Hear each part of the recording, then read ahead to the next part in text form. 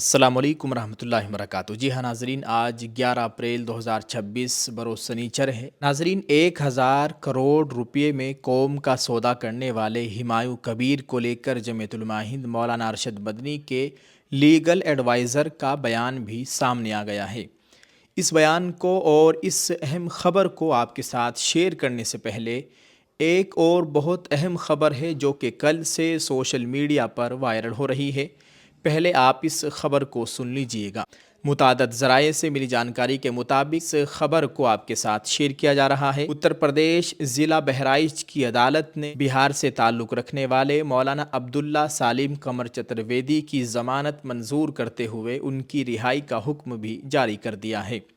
عدالت میں پیشی کے دوران ان کے وکیل کی جانب سے ضمانت کی درخواست دائر کی گئی، جسے منظور کر لیا گیا۔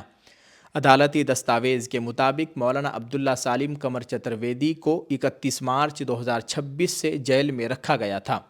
ان کے خلاف شہری سلامتی سنہتا 2023 کی دفعات 170، 126 اور 135 کے تحت مقدمہ درج کیا گیا تھا۔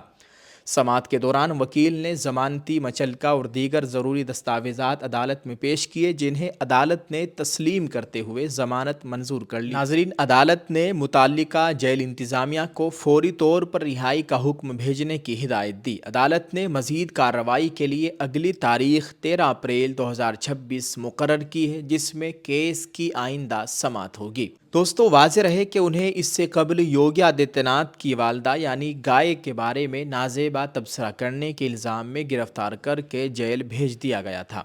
متعدد ذرائع سے یہ بھی خبر ملی ہے کہ 10 اور 11 اپریل کی درمیانی شب میں بہرائچ جیل سے رہا ہو کر وہ اپنے گھر کے لیے روانہ ہو گئے تھے۔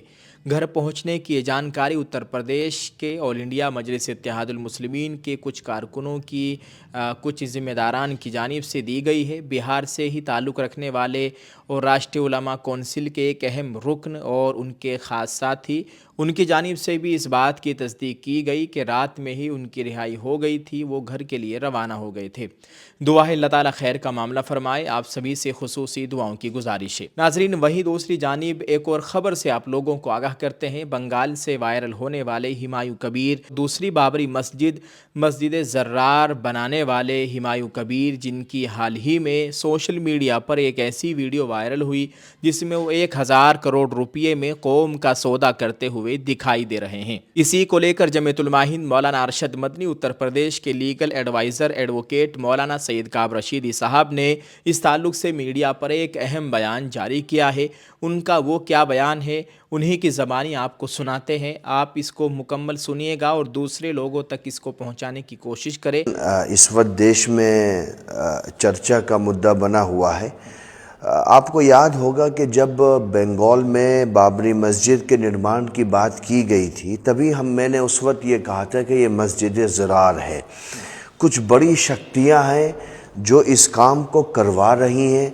جو ویکتی یہ کام کر رہا ہے وہ مینٹلی ڈسٹرب ہے، وہ پورے طور پر سوستھ نہیں ہے، اور 2019 میں وہ کس پولیٹیکل پارٹی کے پلیٹ فارم سے چناؤ لڑا، اس کا کیا راجنیتک ہسٹری ہے، یہ بہت کلیئر تھی۔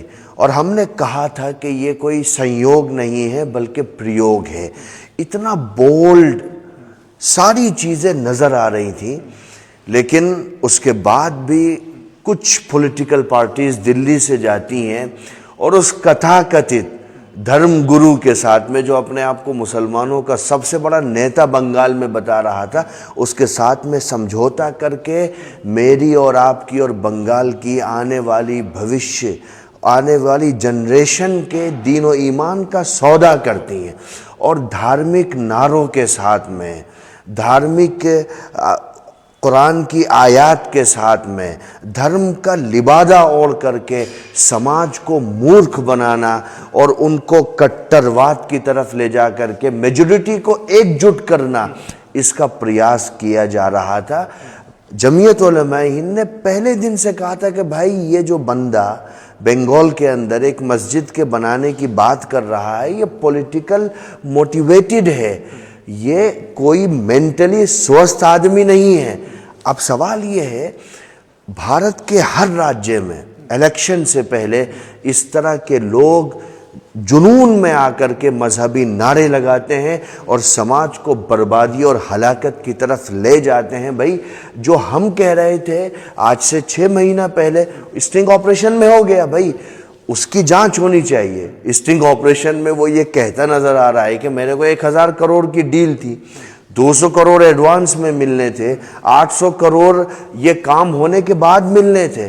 اور پھر پوری قوم کو یہ سمجھنا چاہیے, بھارت کے یواؤں کو, بھارت کے پڑھی لکھی جنریشن کو یہ سمجھنا چاہیے کہ یہ لوگ جو دھرم کا سہارا لے کر کے آنے والی جنریشن کے دین و ایمان کا سودا کر رہے ہیں, یہ کبھی بھی آپ کو خوشحالی کے راستے پر نہیں لے جا سکتے. اور جمعیت علماء ہند ہر الیکشن میں, ہر راجیہ میں ایسے لوگوں کو اپوز بھی کرتی ہے, ایکسپوز بھی کرتی ہے, اور ہم اپنی وچاردھارا پر ہمالیہ پہاڑ سے زیادہ اسٹرانگ اور مضبوطی کے ساتھ میں کھڑے ہوئے ہیں.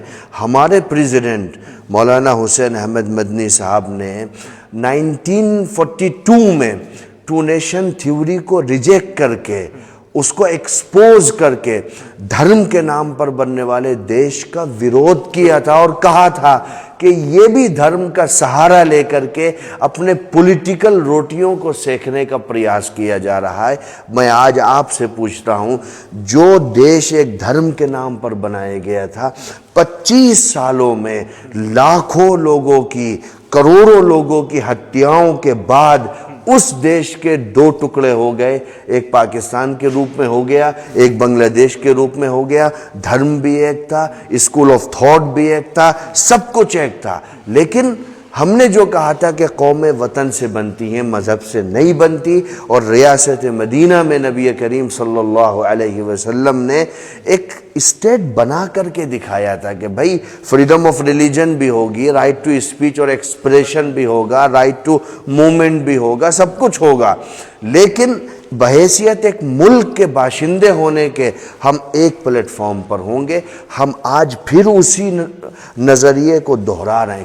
کون کیا کہتا ہے اس سے فرق نہیں پڑتا. اس اسٹنگ آپریشن کے بعد کتنے لوگ بے نقاب ہو گئے عام لوگوں کے سامنے, حالانکہ ہم پہلے سے کہہ رہے تھے کہ یہ پردے کے پیچھے سودا کر رہے ہیں اور قوم کو بیچنے کا کام کر رہے ہیں. ایم نے الائنس بھی ختم کر دیا ہے, جیسے یہ جو اسٹنگ آپریشن باہر آیا. اب آپ کیا سمجھتے ہیں کہ ابھی بھی الائنس ختم نہیں ہوگا؟ بھائی ہم تو کہہ رہے تھے بھائی یہ کوئی راکٹ سائنس تھوڑی ہے, یہ آدمی موٹیویٹڈ ہے, اس کو فنڈ کیا جا رہا ہے, یہ سماج کو برباد کرنے کے لیے یہ کام کر رہا ہے.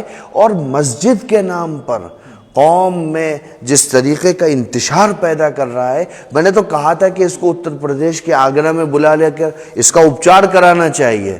اس کا علاج اتر پردیش کے آگرہ میں جتنا اچھا ہوگا نہیں ہوگا کہیں اور. لیکن اس کے بعد بھی کچھ لوگ جا کر کے اس کے کندھے پر ہاتھ رکھتے ہیں, اس کو مالا دیتے ہیں. اب آپ بتائیے دیش کیا کہے گا ان کے بارے میں. ناظرین, آپ نے اس پوری ویڈیو کو دیکھا ہے, آپ اس تعلق سے کیا کہنا چاہیں گے؟ ویڈیو کے کمنٹ میں اپنی رائے ضرور پیش کریں, اس کو شیئر کریں, اور دعا کیجئے اللہ تعالیٰ امت کے حال پر رحم فرمائے, اور ایسے جو امت کے سوداگر ہیں اور قوم کو اس طرح کروڑوں روپئے میں بیچنے والے ہیں, اللہ تعالیٰ ایسے ظالموں سے امت کی حفاظت فرمائے, مسلمانان ہند کی جان مال عزت آبرو کی مکمل حفاظت فرمائے, آمین. ویڈیو کو شیئر کرتے جائیں, کمنٹ میں ایک پیارا سا دعا یا جملہ ضرور لکھیے گا. جزاک اللہ. السلام علیکم ورحمۃ اللہ وبرکاتہ.